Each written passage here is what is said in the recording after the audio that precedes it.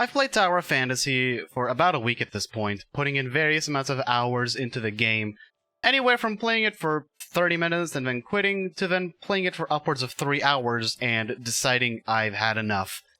The game's been out for a little over a week at this point, and I think I finally have an idea of what I think of the game. It's something I've been looking forward to for quite some time, seeing that as a primarily Genshin Impact player, I felt as though the game needed some decent competition. When Tower Fantasy was first announced and I saw the first trailers for it way back when, I was genuinely interested in it because it looked like it was going to be a worthy competitor to Genshin. And, as we all know, competition only leads to good things for us, the consumers. The end result?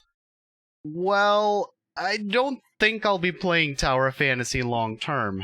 And in this video, I want to explain why.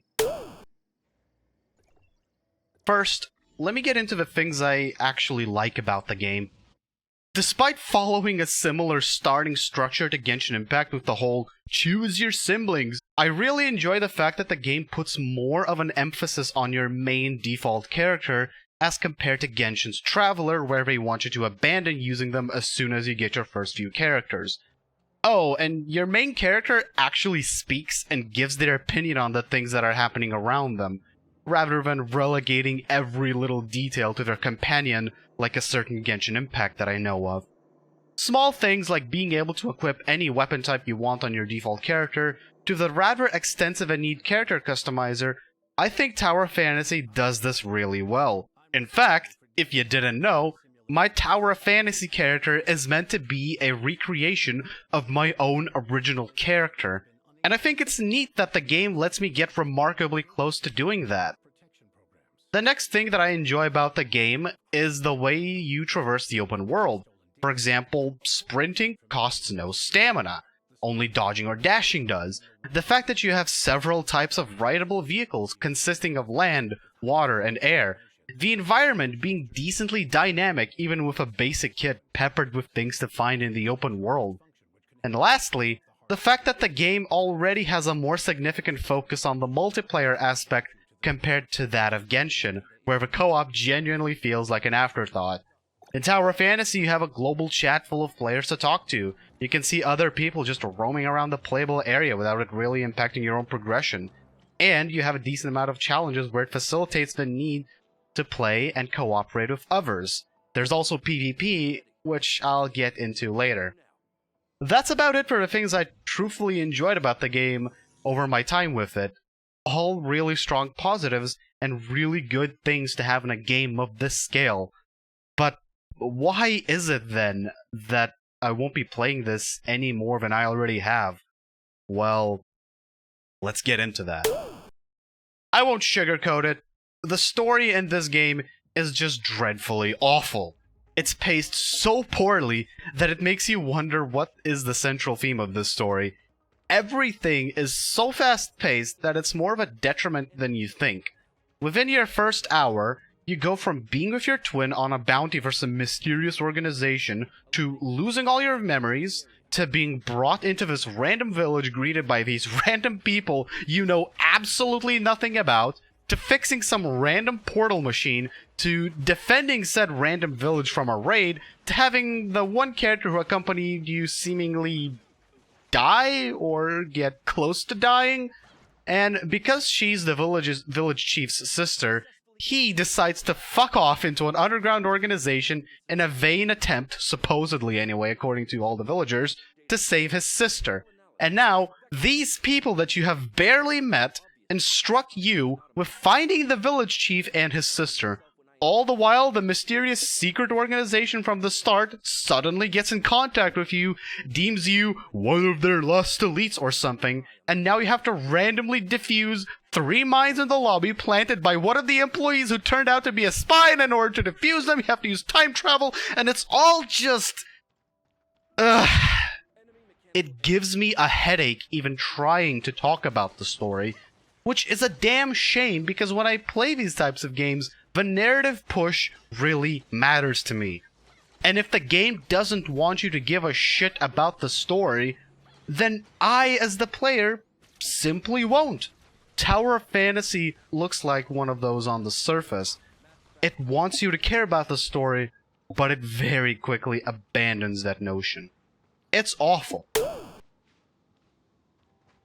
Next up, and this is a rather big one, quality of life.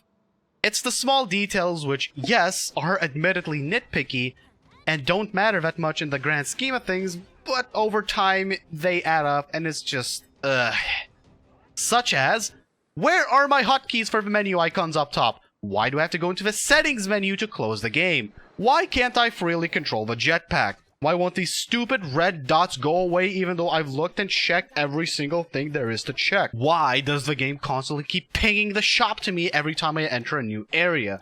Why can't I turn off seeing other players in my world? Why can't I directly buy the gacha pull materials by clicking the button?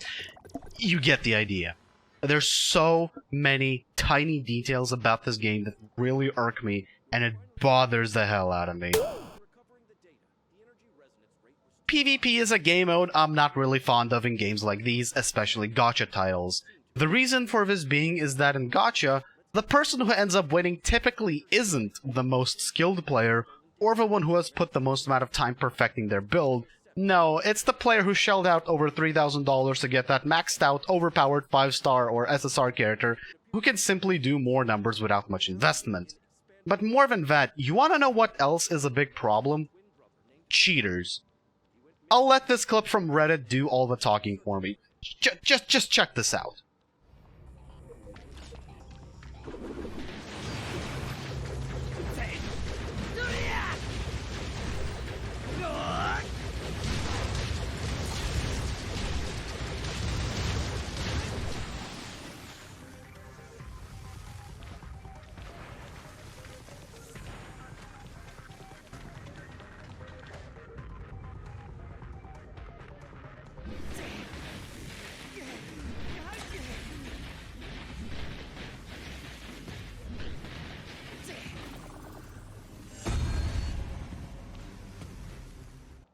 Yeah, despite the fact that this game has a kernel-level anti-cheat, make of that what you will in regards to consumer privacy, people have already found ways to bypass it and turn PvP into an absolute fucking joke.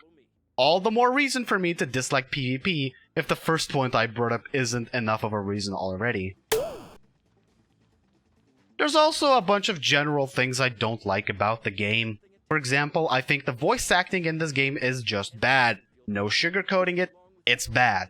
Whoever was directing the voice actors in this game did an absolute abysmal job with some of the direction work. The deliveries of the lines by the voice actors just feel stiff and lifeless. Oh, and sometimes the goddamn subtitles don't match. Goes to show how little quality assurance was done before the game was ultimately rushed out the door. There's also the sound mixing issue, where the game is much louder than some of the voices and vice versa, or when just certain sound clips don't play but the subtitles appear. These kinds of things happen constantly throughout your time playing the game. The optimization work in this game is also not particularly good. Look, I get that my computer is starting to creep up in terms of age, but running this game on low to medium settings with my i7 4790K and a GTX 1650, this game can really struggle to run on my machine, with drops to below 30 FPS being a semi-regular occurrence. Some of my friends with more modern systems reported a very similar experience to mine, and from what I can gather, on mobile it seems to be even worse. So again, goes to show how little quality assurance they've done before launch. And overall, the game just feels like it needed another year in the oven before it was ready for release. While sure, the game does have its good moments, as I've mentioned at the start, so many things are just outright bad in this game that it serves more to deter people like me from playing any more than I have.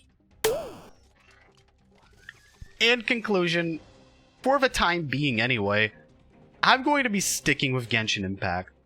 Tower of Fantasy, in its current state, is an abhorrent, rushed-out mess.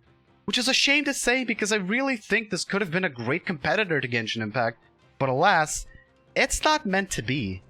I'll be interested in seeing where this game is going to be in, say, 6 months or a year from now, and whether any of the things that I've mentioned in this video will be improved upon, But as they say, only time will tell. For now, I'm signing off of Tower of Fantasy. This game definitely came out too early and has way too many cracks in the foundation to keep me interested.